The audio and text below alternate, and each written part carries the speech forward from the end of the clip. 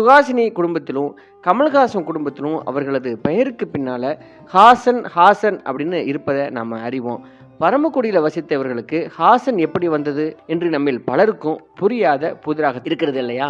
கமல்ஹாசனின் தந்தையான திரு பரமக்குடி சீனிவாசன் அவர்கள் ஒரு சுதந்திர போராட்ட வீரர், தீவிரமான காங்கிரஸ்காரர். ஒருமுறை அவர் சிறையில் அடைக்கப்பட்டிருந்த போது தன்னுடன் சிறையில் ஒரே அறையில் அடைக்கப்பட்டிருந்த தியாகியான யாக்கூப ஹாசனோடு நெருங்கி பழகியதோடு இருவரும் நெருங்கிய நண்பர்களாகவும் இருந்திருக்கிறாங்க.